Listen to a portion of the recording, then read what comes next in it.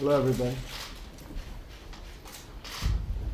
Thank you for being here with us this morning. During my campaign, I promised to take action to keep drugs from pouring into our country. And I want to just thank Secretary Kelly. He's done an amazing job. Down 61% at the border right now in terms of people, and the drugs are being stopped. It will take longer, and there's great cooperation with Mexico and others, but we're doing a good job. And we want to help those who have become so badly addicted. Drug abuse has become a crippling problem throughout the United States. Drug overdoses are now the leading cause of accidental death in our country, and opioid overdose deaths have nearly quadrupled since 1999. This is a total epidemic, and I think it's probably almost untalked about compared to the severity that we're witnessing. Today we're bringing together leaders from inside our government and outside of our government, and courageous people who have been affected and really affected by this terrible affliction. In a joint campaign, we want to battle drug addiction and combat opioid, and we have to do it, the crisis. We're fortunate to have Governor Chris Christie with us, a friend of mine, a great friend of mine, a very, very early endorser, in fact, an immediate endorser once he got out of the race. He liked himself more than he liked me. But other than that... Still do, sir, but that's all right. Other than that, he's been great. And he's a very effective guy, I will tell you. He's, to have you working on this. And a great moment, actually, if people remember, was you talking about your friend. That was probably your greatest moment during the campaign for president. And it showed how much you knew about this issue. So thank you very much, Chris. We'll work directly with representatives from state and local governments, law enforcement, medical professionals, and victims. I especially want to thank Pam Garazzo. And where's Pam? Hi, Pam. How are you? For being here. Pam sadly lost her son, beautiful boy, to drug addiction. And Pam, we mourn your terrible loss, and we honor your strength and the fact that you're here. And he will not have died in vain, okay? We'll make sure he will not have died in vain. So thank you, Pam. We appreciate it. We're also thankful to welcome A.J. Solomon and Vanessa Vitola, both of whom have fought addiction and are now symbols of hope and recovery, right? Great job. We must get our citizens to help, and we need help. Everybody has to help, and we will not have to go through what Pam has gone through and so many other families in this country have gone through. We want to help people like AJ and Vanessa who struggled through the dark depths of addiction. Not easy, not easy. And they found this bright promise of recovery. We must also focus on prevention and law enforcement, which is why I've issued previous executive actions to strengthen law enforcement and dismantle criminal cartels. Drug cartels have spread their deadly industry across our nation, and the availability of cheap narcotics, and the narcotics, some of it comes in cheaper than candy, has devastated our communities. It's really one of the biggest problems our country has, and nobody really wants to talk about it. Vice President Pence mentioned this coming into the room. He said this is a problem like nobody understands, and I think they're going to start to understand it. More importantly, we have to solve the problem. Our Attorney General, Jeff Sessions, is working very hard on this problem. It takes a lot of his time because this causes so much of the crime that you have to solve that problem. So solving the drug crisis will require cooperation across government and across society, including early intervention to keep America's youth off this destructive path. We must work together, trust each other, and forge a true partnership based on the common ground of cherishing human life. So this is a very, very important meeting, and maybe we'll go around the room and we'll just say hello to everybody so we all know who we are. And then the press will leave and we'll start talking, okay? General Sessions, we know who you are. Keep up the good work. Go ahead. Betsy DeVos, Secretary of Education. David Shulkin, Secretary of VA. Pam Garozzo, parent of Carlos. Yes. AJ Solomon, thanks for introducing me, Mr. President. Vanessa, thank you so much for having me. Thank you. Thank you. Sean Kelly, Homeland Security. Don Ryan, Acting Assistant Secretary for Health. Yes. Chuck Rosenberg, I run the DEA. Richard Brown, Acting Director of the Office of National Drug Control Policy. Great. Bertha McGrath, Harvard Medical School. Pam Bondi, Attorney General, Florida. Mariano Rivera, founder of the Mariano Rivera Foundation. Oh, they could use you now. You know, I think you'd make $100 million a year. Right? I watched for many years, Mariano. I'd sit with George, and George always felt good when Mariano was throwing. right. He never had to worry. Nope. He threw the heaviest pitch anytime. I don't know, you made the ball like it weighed 30 pounds, right? Something like that. How about the broken bats? How many broken bats? Yeah, too many. Right? Those bats they just used to crack, right? Thank you. Thank you. Great honor. Thanks. Thank you. And Jared, thank you. And Chris. Chris, why don't you say a few words? Mr. President, first, to the President and the Vice President, thank you so much for focusing on this issue.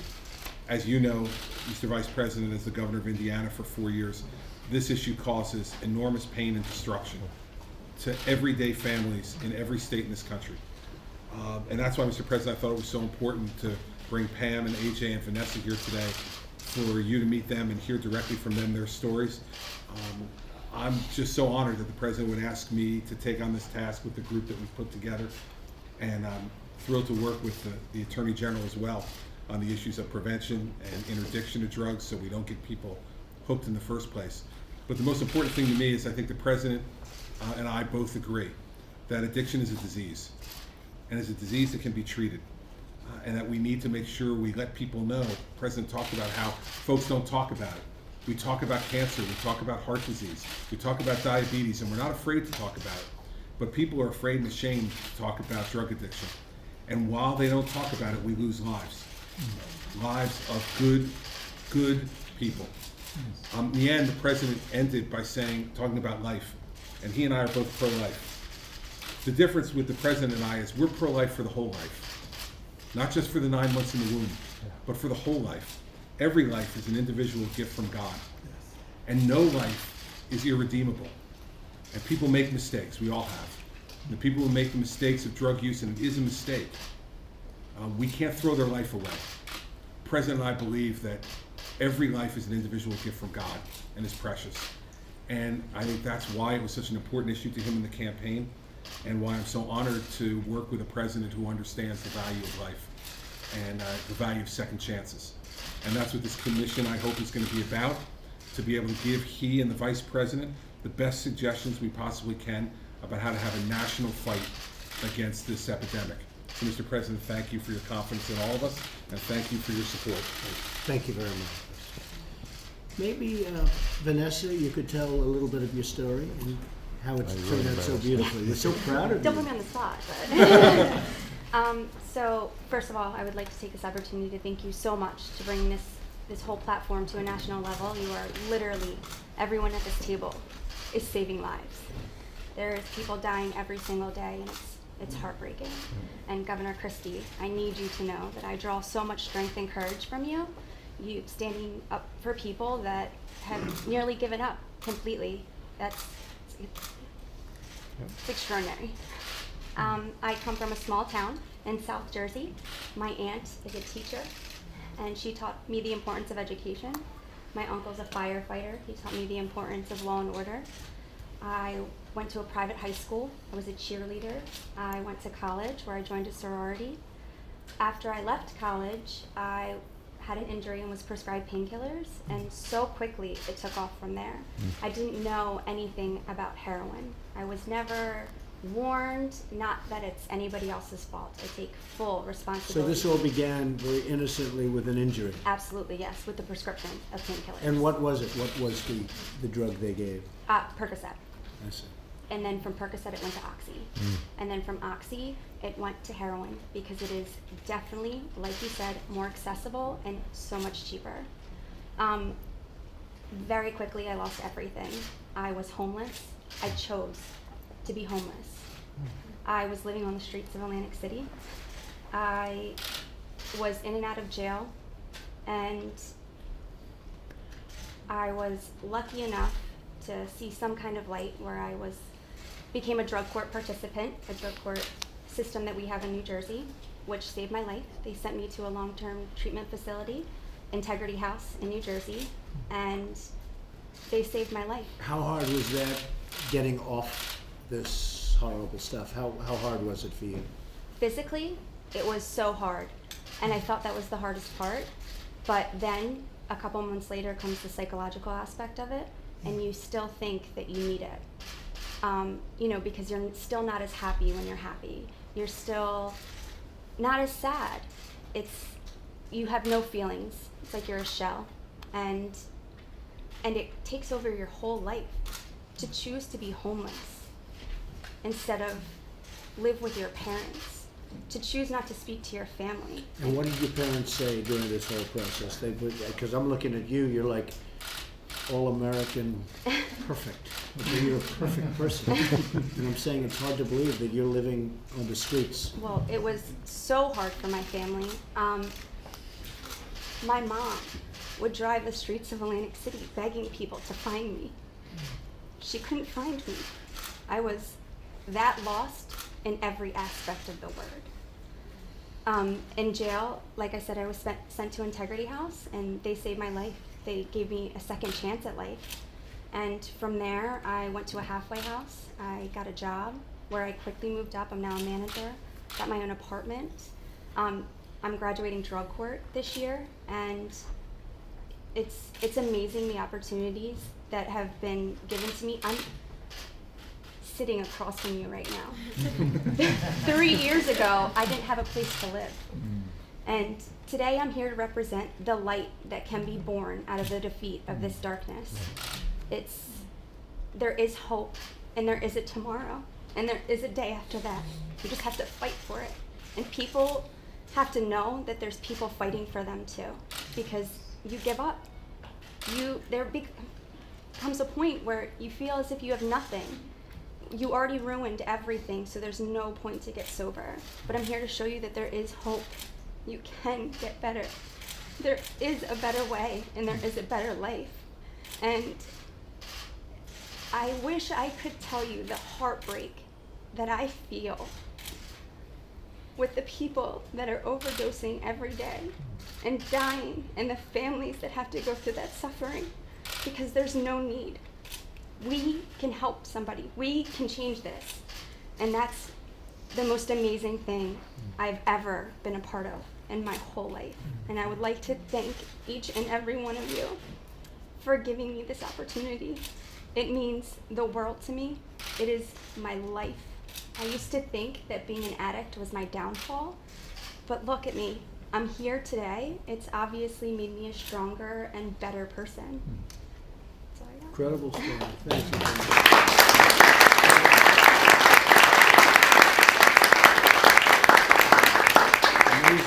Amazing job. Thank you very much for this. We'll talk to you in a little while. Okay. AJ, and I know how successful your father is and what a great man he is, so that also put pressure on you in a different way, right? Yeah, well, I didn't end up going into politics, so. Don't do it, AJ.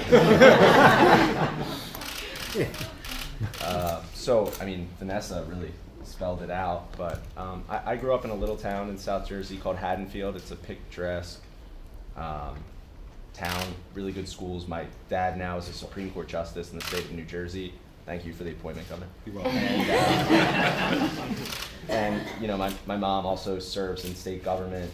And I grew up, I was, a good student. I was an athlete. I found alcohol and other drugs, and I was probably well on my way to having an issue, but then I found Oxycontin. My dad got in an accident, and I decided that it'd be a good idea to try it, and that's really where my story started. Were you immediately hooked? Because I hear so much about Oxycontin. Were you immediately hooked?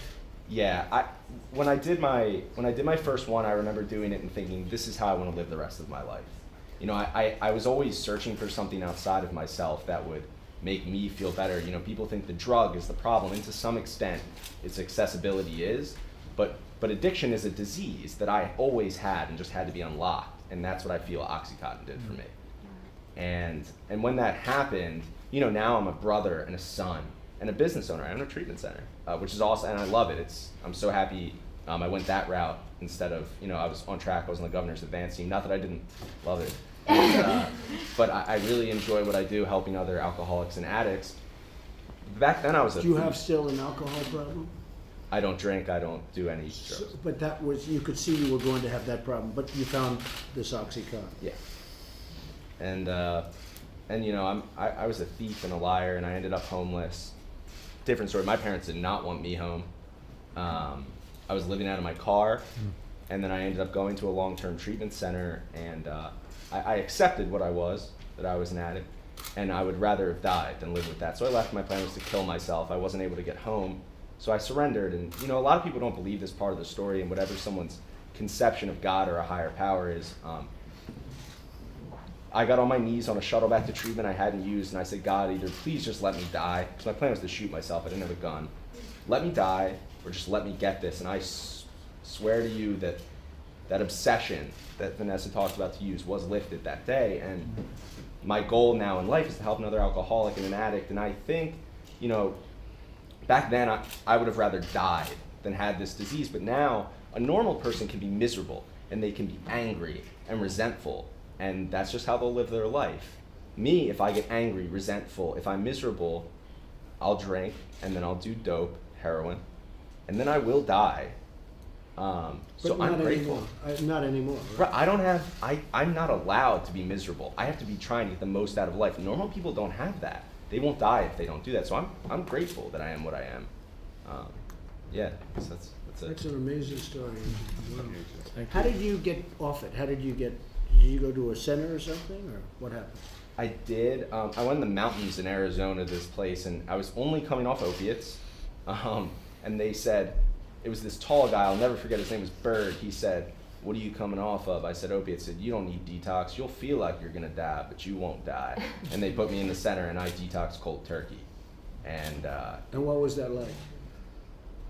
It's like 20 times worse than the flu, but the anxiety is the worst part. The suicidal ideation is crawling out of your skin. I mean, if I had drugs in front of me, I would have done them. So he was right. Oh yeah, he was right. But you got through it. How long did that take? 2 weeks. It was 2 weeks of, physical. They used to call it cold turkey, right? Cold Do turkey. they still do that? Yeah. In a way. So you went through 2 weeks of that, and that was hell.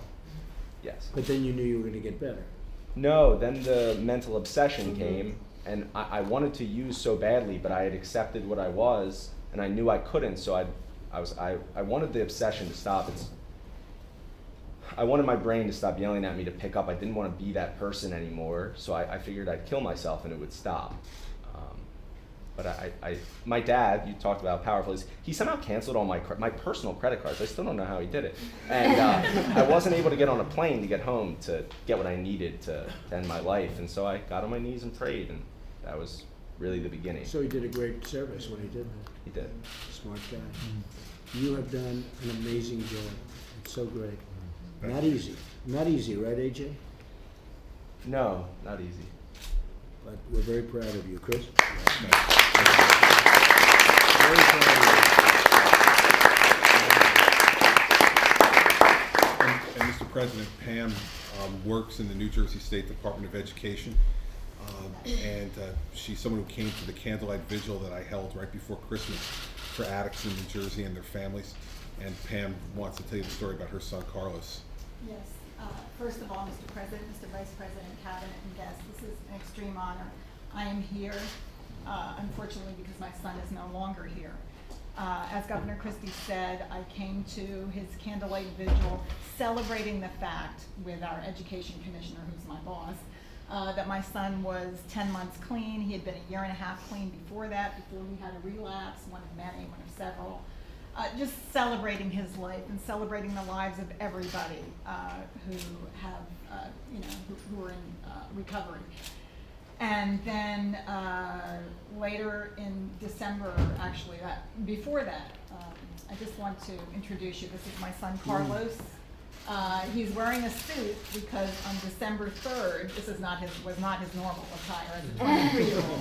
On December 3rd, he was here at my church with my husband Mike and me. Mike, who's seated behind me and to the left, walking me down the aisle on my wedding day.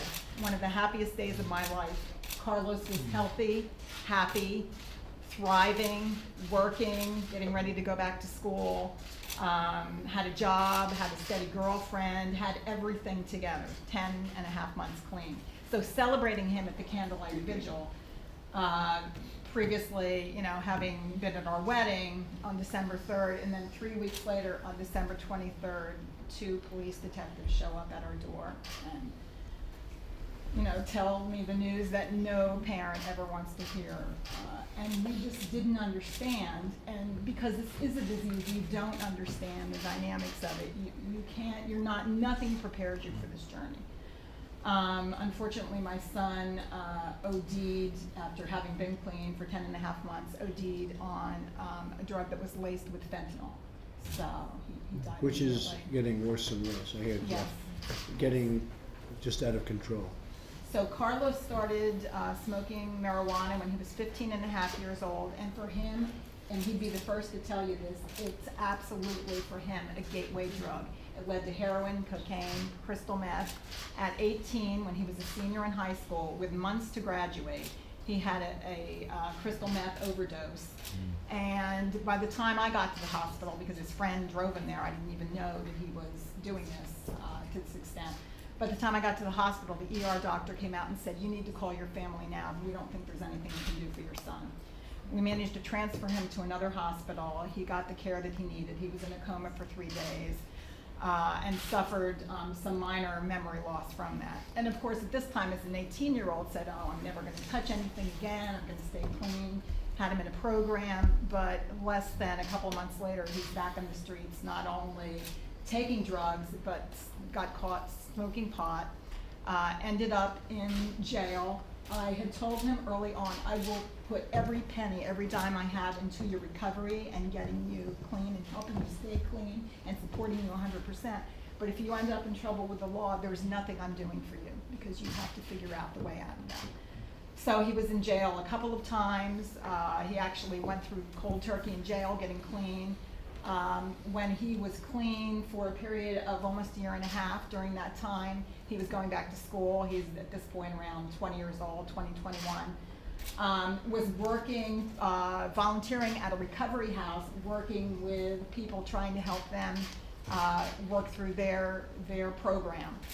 Speaking, he spoke regionally at a conference in West Virginia. They selected him because he's a young kid, and they figured he would be a good spokesperson, maybe be able to speak to people's hearts. Sadly, as I said, he did pass.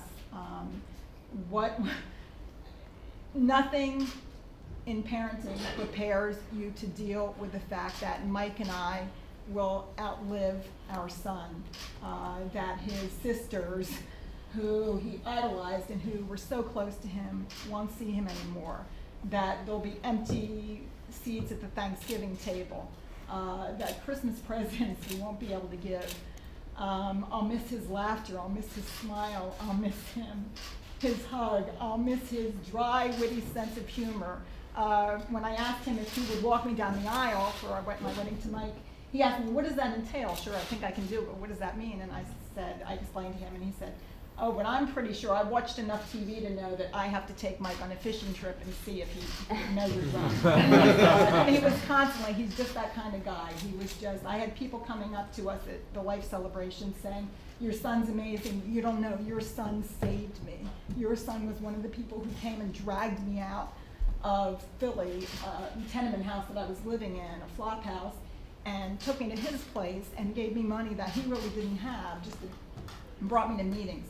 So this is why I'm here. I'm here because I'd like to see nationally what's happening, what Governor Christie has managed to have happen in New Jersey, with of course the help of the legislators there, to make the programs for recovery accessible and affordable to all. because I was fortunate to have a good insurance plan, but there did come a point where Carlos needed to be in a program that wasn't entirely covered by insurance, and they wanted to exit him in 4 days. Now, 4 days in a recovery program, for those of you who've had no experience, you guys know, that's nothing. You know, Carlos begged to stay in, so we scrambled, got the money, and were able to keep him in.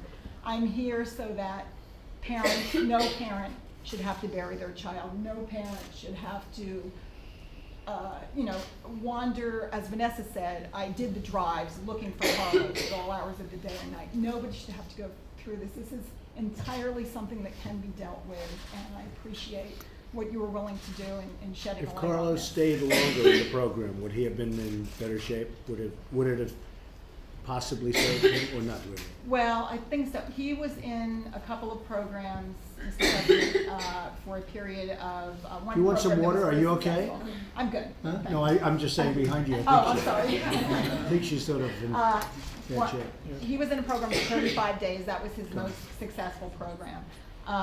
As AJ mentioned, Carlos had an underlying problem with self-esteem and you know, feeling good about himself. He just never could quite get there, even though he was an accomplished musician.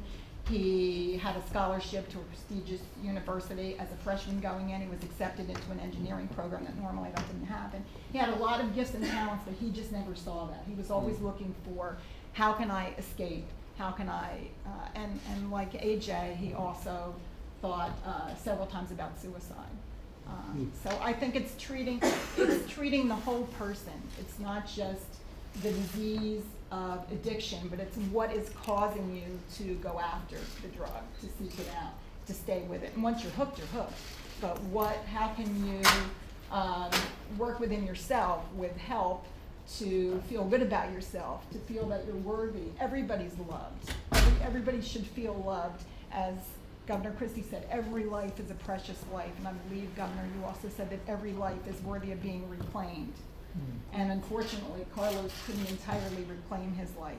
And behind everybody who's suffering with addiction or in recovery, there's parents and there's family just like me.